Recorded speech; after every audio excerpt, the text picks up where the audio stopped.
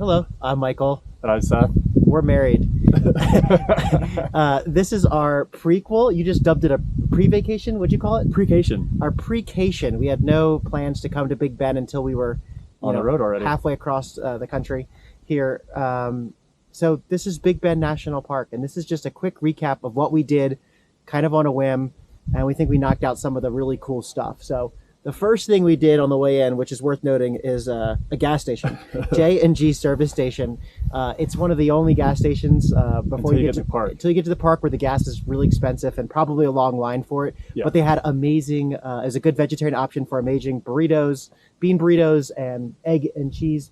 And people who eat meat too. They have all those too, but they're good breakfast burritos we grabbed right before we came in the park. So we thought we'd mention that first, and then we drove. You're kind of looking at this Chisos mountain, and you're driving around the park. So we did that last. So instead we booked a campsite at Cottonwood. So the first thing we did was drive down the Ross Maxwell Scenic Drive. Talk about it, Seth. That was pretty amazing. I don't remember exactly. Which one was that? Was that the one? That's just the whole drive down to... Oh, just the whole drive. Every place you drive here is amazing. Yeah. Like, you didn't even have to get out of the vehicle, and it would have been worth coming here just for the drive. We'll show you a scenic overlook that we stopped at. We saw two women drinking a beer, and we were like, oh man, this is the perfect spot for a beer. That was amazing. And then there's just tons of, like, this whole area was underwater. It was an ocean like 80 million years ago. So all this volcanic, all this ash makes some really cool terrain. Drove all the way down. Instead of going to our campsite first, we went to one of the best hikes was Santa Elena Canyon Overlook. So it's along the Rio Grande, big mountain range. I kept sending pictures home saying, to the right is the USA, to the left is Mexico.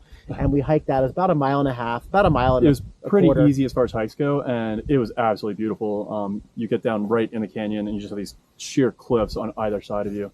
And because we were booking last minute using CampNab, the first campsite we were able to grab was Cottonwood. It's so remote. This park is known for its stargazing, and that campground is so remote that I'd never seen so many stars at one time in my whole life. I saw 3 shooting stars in 15 minutes.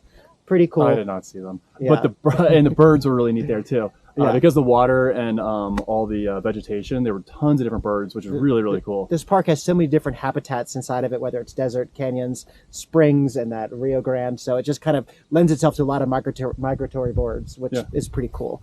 So we did Cottonwood. We woke up in the morning.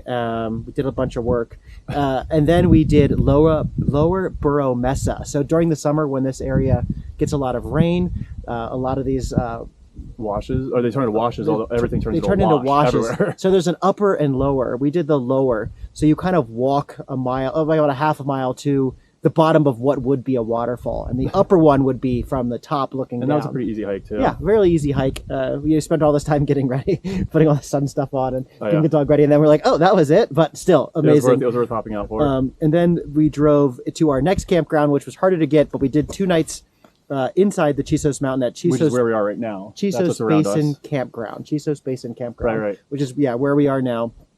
And we were just kind of walking. Everyone's just kind of like reading a book, sitting outside, because the campground is just nestled inside this mountain range. Right. With a little window, which is the window trail that you can hike and do, and then you can see that little overlook to look into the valleys we were just describing earlier. Yeah. And what's the name of this trail we're on? So this trail is the most popular one. It's the Lost Mine Trail. It's definitely worth it. I mean, the views, the whole way just kept getting better and better and better, which was amazing. But everybody was stressing us out, telling how you had to get here before 7 a.m. And they were right. The parking lot fills up fast.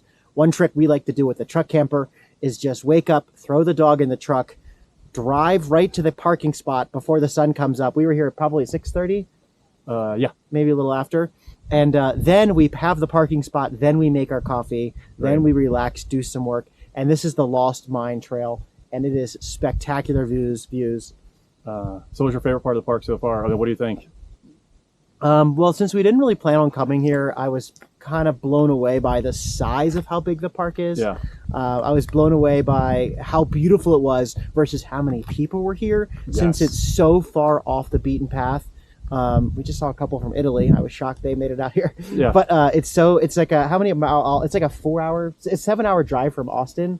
I think that's what but it's hours and hours, for many, like it's pretty amazing. Big, yeah. So I think that was my favorite part. Was I wasn't expecting how diverse it was, how green, how desert, how much water there was. Everything here. Yeah. There's water. So there's like that type of habitat. There's really dry deserts. And then you get into the Chisos Mountains and the basin, and then it's a totally different topography altogether and different vegetation. It's really, really cool. Yeah. I think if we were to come back and if we had more time and maybe if we didn't have the dog with us, I think we would probably do a lot of, you can take from Cottonwood to the other side of the park, you could take an all-terrain vehicle. There's a lot of stuff for Jeeps. So I think we would get some permits and do some backpacking or do some off-roading and camping to get further out to see some of those stars. That's probably what I would do if we had more time. What was your favorite part?